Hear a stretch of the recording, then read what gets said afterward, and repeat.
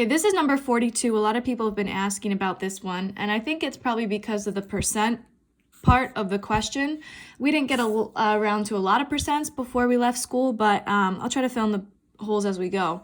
It says a company tries to track the number of phone calls received each month. Information about the number of phone calls the company received the first 3 months of tracking is listed below. So we've got the first month, the second month, and the third month. We're going to read about what number of calls they got each month. In the first month, very straightforward. They got 4,264 calls. And in the second month, they received more than that. They received 25% more than this amount. So we need to think about what 25% of that amount is, because whatever 25% of that, it's going to get added on to represent the second month's calls. We know that 25% is 1/4. If I have 25% of something, I have 1/4 of it. So 1/4 of this amount would have to be 4,264 divided by 4. And that comes out to 1,066. All I did was 4,264 divided by 4. I'll write that down. That's how I know that 25% of that amount is 1,066 calls. Now, what this part is telling us is that it's 25% more. So it's this amount and then an additional 1,066, which means that the second month came to 4,264 plus 1,066, which I just typed in. I got 5,330 for the second month. So I've got the first month, I've got the second month, and actually I've got the third month because they just told us 6,396. So that's what I have for my first 3 months.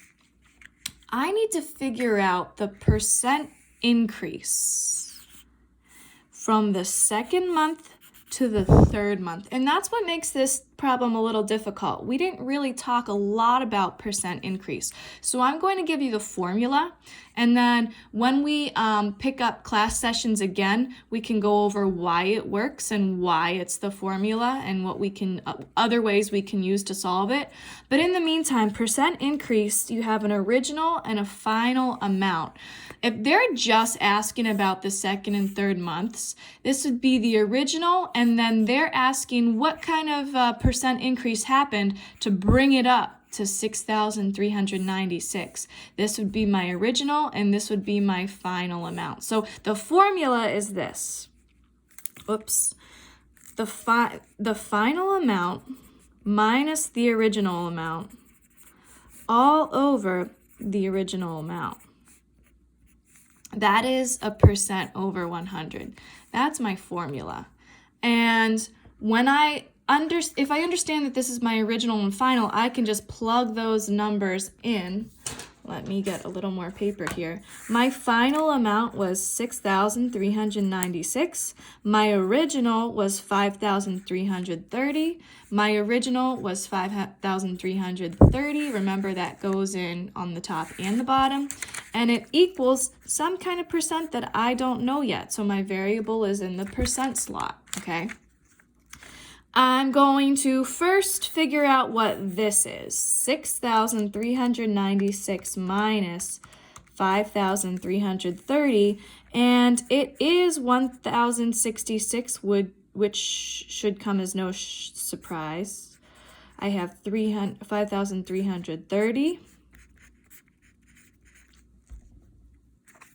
Okay, now I can cross multiply. If I multiply 1,066 times 100, I have 1,066 with 2 extra zeros.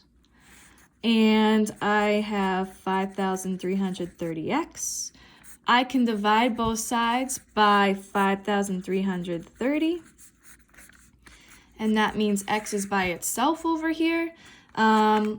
Let's see. This is going to be a bigger number. It's going to be 106,600 divided by 5,330, which is 20.